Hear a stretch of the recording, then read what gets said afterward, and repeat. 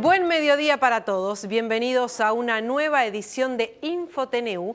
Les proponemos 30 minutos de información sin cortes. Vemos los principales títulos a esta hora.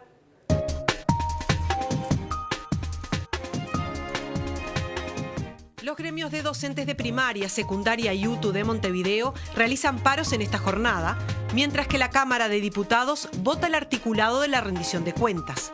Los artículos de la educación se votarán mañana. La ministra de Salud Pública dijo que a pesar de la ocupación que vienen realizando los trabajadores, la atención a los pacientes en el Hospital Vilar de Bo es normal.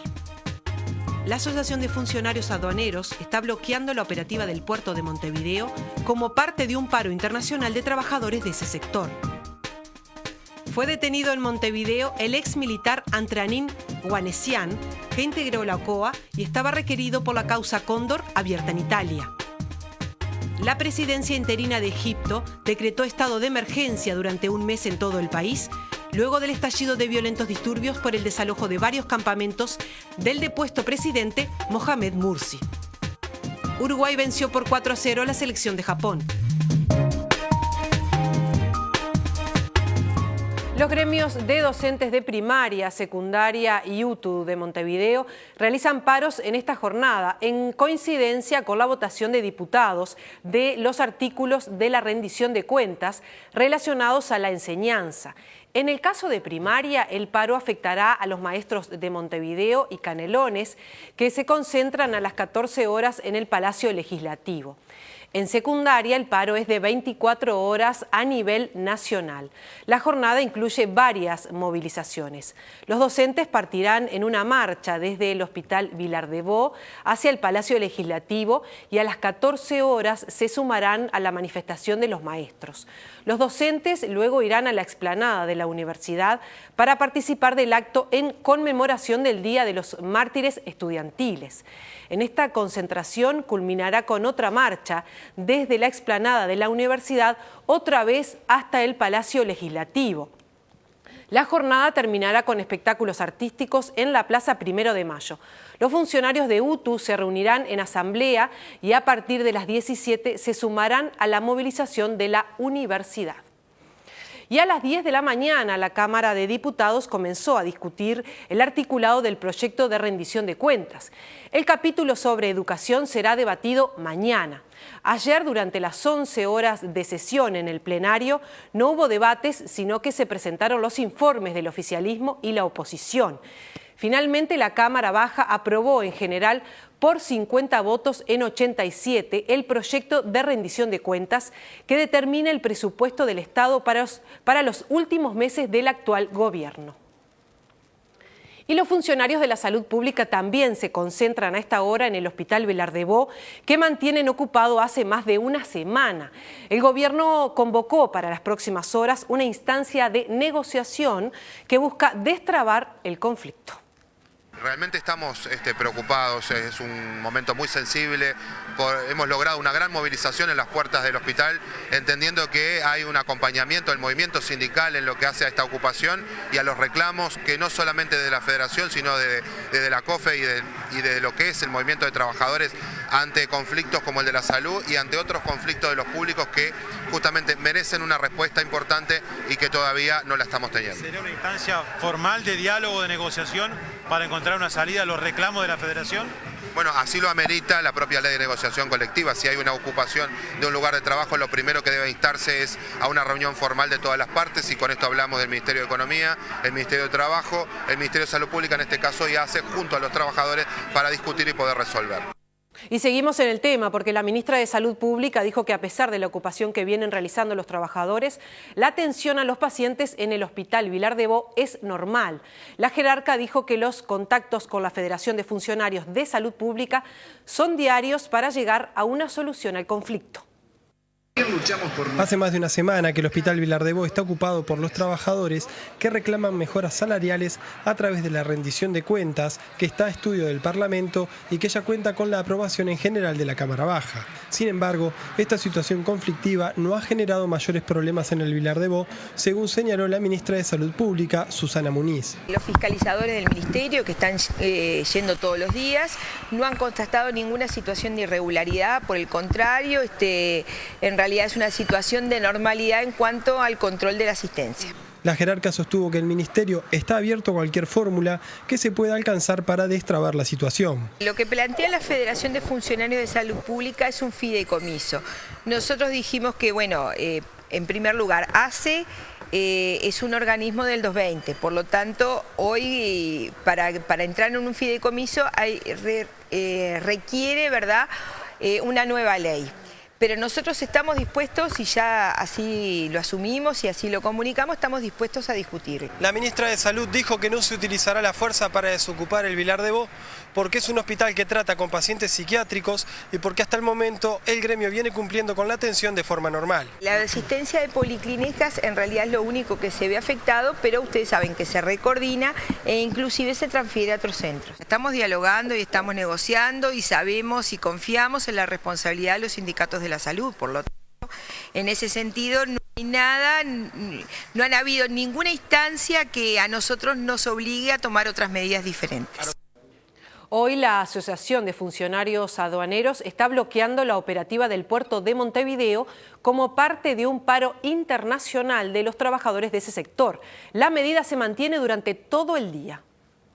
La Federación Recaudadora y Aduaneros del Mercosur, que la integran Uruguay, Brasil, Argentina y Paraguay, junto con Chile, Colombia, Ecuador y Bolivia, está realizando un paro en apoyo a los aduaneros de nuestro país. Si bien todas las aduanas tienen su problemática, pero fundamentalmente el de hoy es en apoyo al sindicato AFA, al sindicato de aduanas de Uruguay, por los reclamos y las denuncias que hemos venido realizando en lo que tiene que ver con la reestructura que este sindicato no apoya. Es más, que este sindicato le ha rechazado durante más de 2 años una reestructura que lesiona derechos, una reestructura que fue avalada con cerca de 600 firmas por los funcionarios en rechazo a la reestructura que se nos quiere imponer.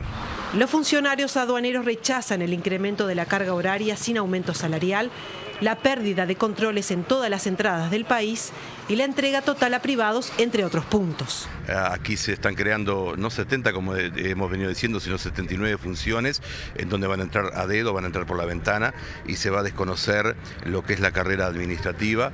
Van a entrar ganando sueldos que van de 80 a 120 mil pesos. Y el Poder Ejecutivo acaba de emitir un decreto por el cual se obliga a mutualistas y centros de ACE a cobrar un solo ticket de medicamento para los tratamientos con antibióticos. La ministra de Salud Pública dijo que en breve se terminará de reglamentar este nuevo decreto. Ustedes saben que, por ejemplo, un tratamiento antibiótico que requiere 10 días de tratamiento, en realidad muchas veces era fraccionado y por lo tanto había 3 tickets diferentes. Nosotros pensamos que esa situación es de absoluta injusticia, pero además, primero, expone al paciente a mayores riesgos, al riesgo de no poder culminar su tratamiento y por lo tanto al aumento de la resistencia bacteriana. Es así que se trabajó justamente en que un solo ticket abarque por ejemplo, si lleva 10 días, los 10 días de tratamiento. ¿Cómo se va a reglamentar ahora? Sí, obviamente laboratorios y las mutualistas van a tener, o cambian la presentación o dan las 3 presentaciones con un solo ticket. El presidente José Mujica dijo a una radio colombiana que pronto se reunirá con su par Juan Manuel Santos para expresarle su voz de aliento y ofrecerle ayuda al proceso de paz. Mujica dijo que el valor que está persiguiendo la sociedad colombiana en busca de la paz es una cosa grandiosa. El mandatario destacó la necesidad de que ambas partes mantengan el respeto, ya que se deben de dar las condiciones para que cada cual camine por su vereda. Además, pidió no hablar de perdón durante el proceso, porque para una víctima no es fácil perdonar. El mandatario expresó: no se puede pedir a la gente que cambie de pensar, a una víctima que se le va a pedir que perdone. Sobre el encuentro que mantuvo en La Habana con líderes de la guerrilla colombiana, Mujica dijo que les pidió serenidad y que sus planteos en la mesa de negociación no tienen que ser imposibles. Además, señaló que se encontró con una delegación con mucha preocupación porque saben que el tema no es fácil. Y fue detenido en Montevideo el ex agente militar Antranín Wanesian, que integró la OCOA y estaba requerido por la causa Cóndor abierta en Italia. El mayor retirado estaba viviendo en el barrio del Buceo y se preparaba para abandonar el país al momento de ser capturado. Sobre Antranín Wanesian, alias Oscar, el turco o el armenio, pesaba un pedido de captura desde Italia, donde la causa Cóndor investiga la desaparición de 25 ciudadanos de origen italiano durante las dictaduras del Cono Sur. Entre ellos están los casos de los uruguayos Gerardo Gatti, Bernardo Arnone, Juan Pablo Recaño y María Emilia Gatti, secuestrados en Buenos Aires en 1976 y recluidos en Automotores Orletti. La solicitud de captura fue derivada a Interpol hace unas semanas. Se creía que estaba en Argentina, pero las investigaciones determinaron que durante un tiempo trabajó en un establecimiento agropecuario en el interior de Uruguay. Cuando fue detenido, estaba por viajar fuera del país. Según informa el diario La República, Ojanesian fue trasladado a la justicia, que dispuso su prisión en cárcel central. Ahora se aguarda la solicitud de extradición de la justicia italiana. Falleció este martes el ex comisario Alejandro Otero, uno de los policías que combatió al MLN Tupamaros en la década del 60. Otero fue conocido por oponerse a la intervención de Estados Unidos en la lucha contra la guerrilla. También fue juez de fútbol de primera división. Además, compartimos el recuerdo que sobre él tiene Raúl Ballarino, escritor y ex director de la Biblioteca Nacional, que llevó adelante el libro Llamen al comisario Otero. Fue un policía que cumplió con su deber sin dejarse avasallar y cumpliendo con lo que él creía. Él no era partidario de lo que es tortura ni nada de eso, y lo reconocen además hoy día, y fue un hombre que marcó una época, porque cuando llegó el golpe de Estado, que a él ya lo habían sacado como jefe de inteligencia y enlace, los Tupamaros ya prácticamente estaban vencidos, estaban presos. Y ese fue un trabajo de Otero, no de los militares, y los llevó por la forma que él creía, en base a interrogatorios, y él siempre recordaba que yo les gané a los Tupamaros, pero en un ejercicio de inteligencia contra inteligencia, y ahí creo que los derroté.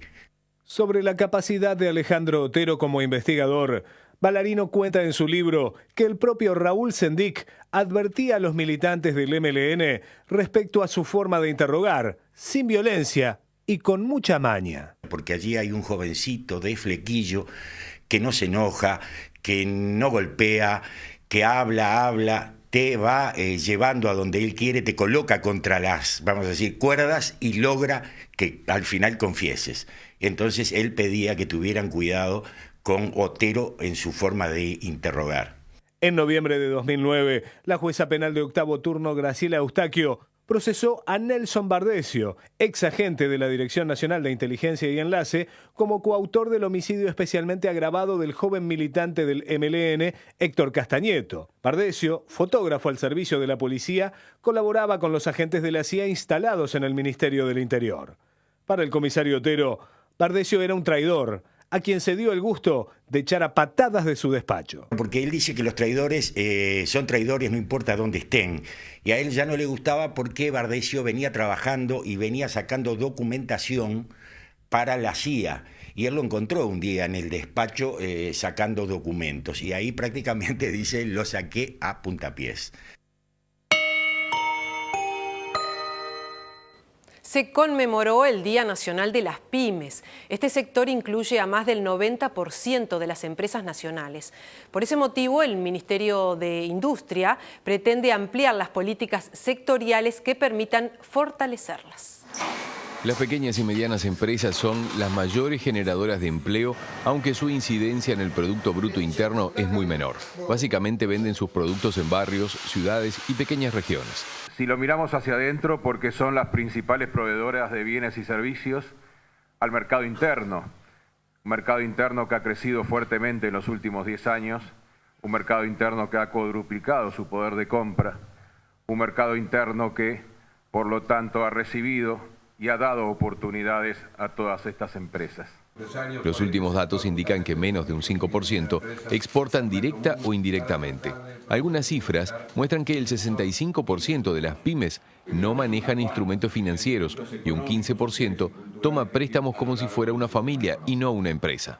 Y yo estoy convencido que el fenómeno vinculado a levantar o alivianar las restricciones de acceso al financiamiento de estas empresas es algo para lo cual las políticas específicas necesariamente tienen que hacer su aporte.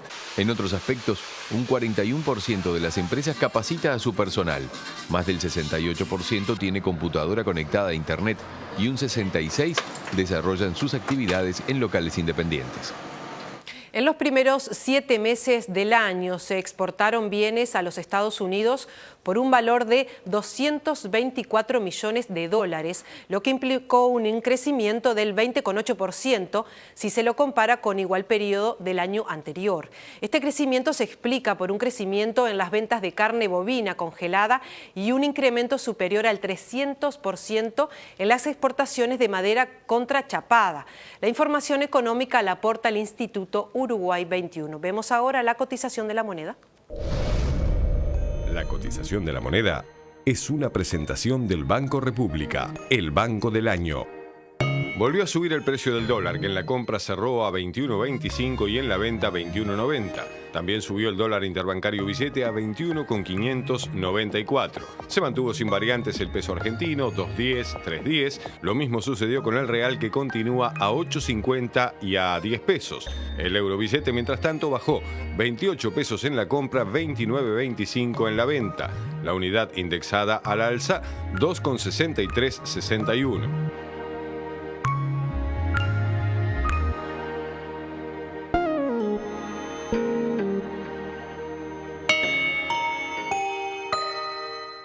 Este programa es presentado por Antel. Usa giros de bits que te permite enviar y recibir dinero estés donde estés. La presidencia interina de Egipto decretó este miércoles estado de emergencia durante un mes en todo el país luego del estallido de violentos disturbios por el desalojo por la fuerza de varios campamentos de seguidores del depuesto presidente Mohamed Morsi. En los enfrentamientos murió un periodista inglés y fueron desalojadas varias embajadas en el Cairo. El Ministerio de Sanidad confirmó este miércoles la muerte de 95 personas y 874 heridos en choques en distintas provincias de Egipto, según la televisión estatal. El mayor número de víctimas se ha registrado en la provincia de Miniyah, en el sur, y en la plaza de El Cairo de Rabea al-Dawiya, donde los seguidores del depuesto presidente Morsi están acampados. Los disturbios se han extendido por distintas partes del país después de que la policía iniciara hoy de mañana temprano una operación para desmantelar las acampadas de islamistas en las plazas de Rabea y de Al-Anda. La operación, que parece sugerir que las Fuerzas Armadas egipcias han perdido la paciencia con las persistentes protestas que estaban afectando a algunas zonas del Cairo y frenando el proceso político, comenzó poco después del amanecer con el sobrevolar de los helicópteros.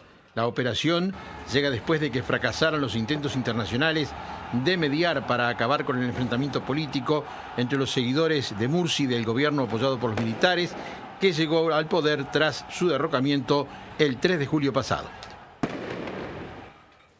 En la ciudad de Nablus se aguarda a los prisioneros palestinos que serán liberados por el gobierno israelí, cumpliendo con la condición para volver a la mesa de negociaciones de paz. La liberación se llevará a cabo en etapas. Los primeros 26 serán liberados en las próximas horas. Dios proteja a mi hermano que será liberado. Cuando nos dieron la noticia, ha sido un momento muy especial para nosotros. Un momento muy dulce. Estamos esperando este momento hace 25 años. Nosotros esperamos esperanzados que todos nuestros prisioneros sean liberados y entonces nuestra alegría será completa. Nos cuenta Raida Nanish, hermana de Samir, quien cumple cadena perpetua por matar junto a otros palestinos a un soldado israelí en el Casbah de Nablus en 1989. Los israelíes se equivocan cuando creen que mi hermano retomará la violencia. Cualquier persona que ha pasado 25 años de su vida en la cárcel no volverá a la violencia. Él cambiará su camino y ahora se preocupará por su vida y construir una familia. ya no tendrá tiempo para preocuparse por otras cosas. La liberación de los prisioneros palestinos, un acto de buena voluntad israelí o una exigencia palestina para retomar las negociaciones de paz, se ha encontrado con la oposición de familiares israelíes de víctimas caídas durante el conflicto que se niegan a que prisioneros con sangre en sus manos sean liberados. Estos no son prisioneros políticos, sino asesinos simples.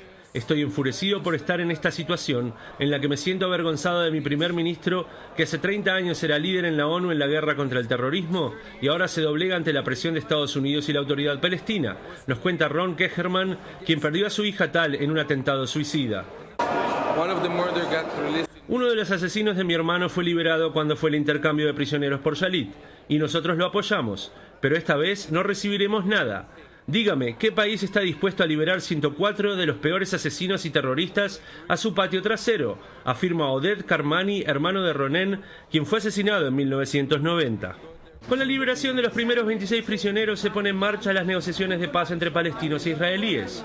Negociaciones que tendrán que transitar por un camino lleno de obstáculos como los asentamientos judíos en territorios ocupados y el pesimismo reinante en ambas partes sobre un posible acuerdo de paz. Desde Jerusalén, Quique Kierzenbaum, InfoTNU.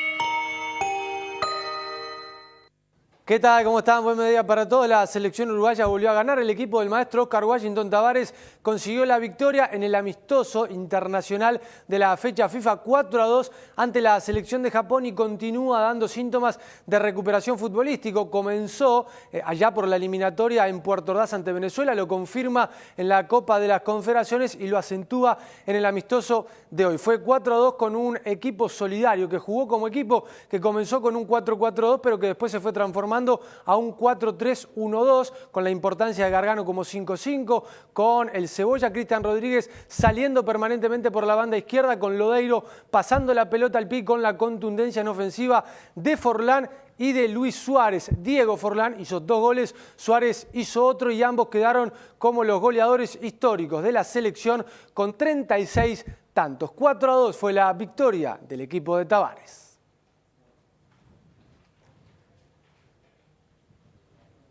El Miyagi Stadium de Sendai para marcar el 5º partido en la historia de japoneses y uruguayos. El último había sido en el 2008, donde Uruguay ganó 3-1 en Sapporo, bajo la conducción también del maestro Oscar Washington Tavares. Sin Cavani, la delantera uruguaya estuvo compuesta por Luis Suárez y por Diego Forlán. 45.000 almas observaron la victoria de Uruguay 4-2 frente a la selección japonesa, esperando lo que será el gran partido del 6 de septiembre frente a Perú por eliminatorias. Pica Luis Suárez, gana la espalda del zaguero Yoshida, la sirve al medio y entra Diego Forlán para anotar en el minuto número 27 el primer gol del partido. Ante la salida del arquero y con un zaguero que venía a trabarlo, a cerrarlo, Forlán decretó el primer gol del juego. Gran asistencia del salteño y definición del delantero del Inter de Porto Alegre. 2 minutos más tarde, falta sobre Suárez y ejecución de tiro libre de Diego Forlán para vencer otra vez al guardameta Kawajima del Standard Lieja. La pelota que entró contra el palo y Uruguay, que no había arrancado bien el partido porque Japón dominaba y jugaba mejor, en 2 minutos decretaba 2 goles. Forlán pasaba a tener 36 en el récord máximo de anotadores de la selección uruguaya. Jugada de Maximiliano Pereira, centro Yoshida que resta mal y a los 6 minutos del complemento Luis Suárez, con un tremendo taponazo de derecha, decretaba el tercer gol para la celeste, hoy vestida de blanco. Aquí está la reiteración, en el manual del defensor está no sacar hacia el medio. Suárez lo aprovechó y marcó el 3-0. Era el gol número 36 también para Luis Suárez en 70 partidos jugados con la selección. Un promedio realmente infernal del delantero del Liverpool. Aquí se pegan, se tropiezan, se confunden Gargano y Muslera. Le queda la pelota servida al jugador del Manchester United, Shinji Kagawa, que colocaba el 3-1 parcial. La jugada de Suárez, la combinación con el Cebolla Cristian Rodríguez, y presten atención a la parte inferior de la pantalla porque va a llegar Álvaro el Tata González para marcar el 4º gol celeste. En la barrera de los 12 y 13 minutos del segundo tiempo, Uruguay colocaba el 4-1 en un segundo tiempo que se hizo de ida y vuelta, donde prácticamente no se pagó peaje en la mitad de la cancha. El cruce de Cristian Rodríguez y la llegada del hombre de la Lazio para poner el 4-1. El último gol del partido, Keisuke Honda, ese gran jugador que tiene el CSKA de Moscú, con una gran ejecución de tiro libre, por arriba de la barrera, inatajable para un Fernando Muslera que hizo un gran partido. 4-2, la victoria final de la Celeste en Sendai, frente a Japón, un gran apronte para lo que será el partido del 6 de septiembre, el viernes 6 de septiembre frente a Perú en Lima, en una finalísima por la eliminatoria buscando el boleto a Brasil.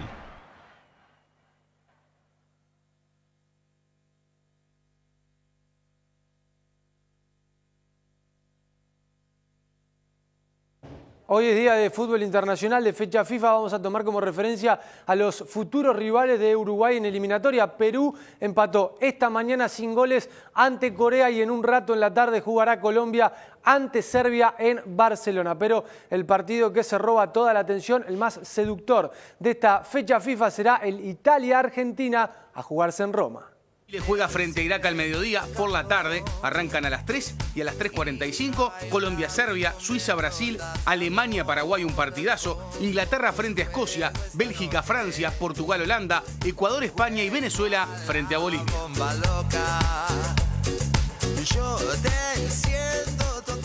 Fútbol como para tomarse la tarde libre y poder elegir. Hablemos de básquetbol. El torneo metropolitano se completó la segunda fecha con victorias de Cader y Waston. Bien, ganó Cader a Urunday 100-75 y Waston le ganó a Huelcan 65-55. El viernes hay 3 partidos. Gilarre Borges le gana a Waston en cancha de Sayago de la 21-15. Subirá a la Liga Uruguaya del 2014. Además, jugarán Verde y Rojo con Cader en Larre Borges y Urunday Universitario ante Huelcan en cancha de Capitolio.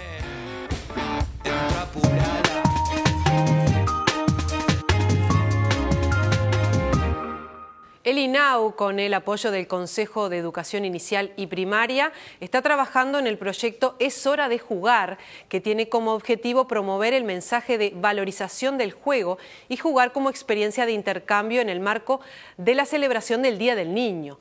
Por otra parte, con la finalidad de estimular el derecho a jugar, se realizará una convocatoria nacional a participar de una muestra de juegos y juguetes artesanales confeccionados por niños y niñas de cada uno de los departamentos que serán expuestos el 16 de agosto en lugares públicos de cada localidad. Y este viernes se presenta en Montevideo el pianista y cantante de jazz Herbie Hancock, que en los años 60 integró el quinteto del músico Miles Davis y construyó una exitosa carrera como solista.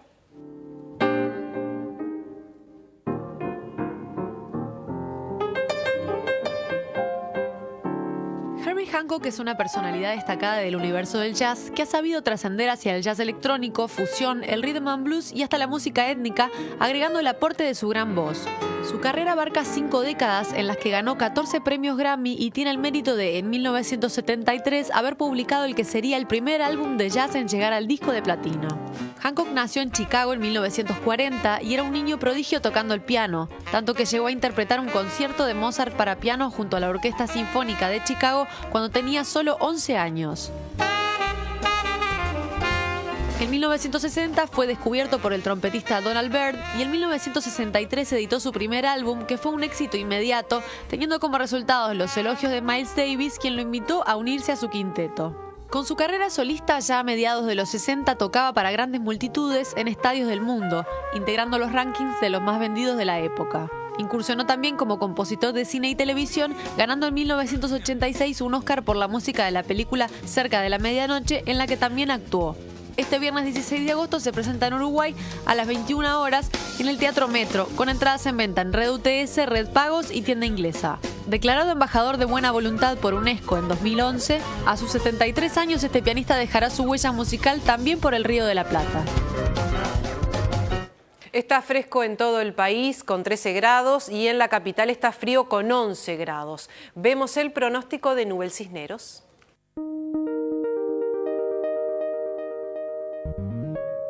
La tarde continuará estable con temperaturas moderadas y cielo despejado, previéndose marcado descenso de temperatura hacia la noche.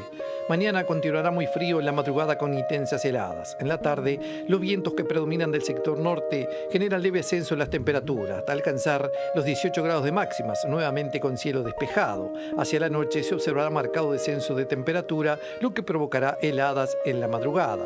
El viernes seguirá muy frío en la madrugada con fuertes heladas.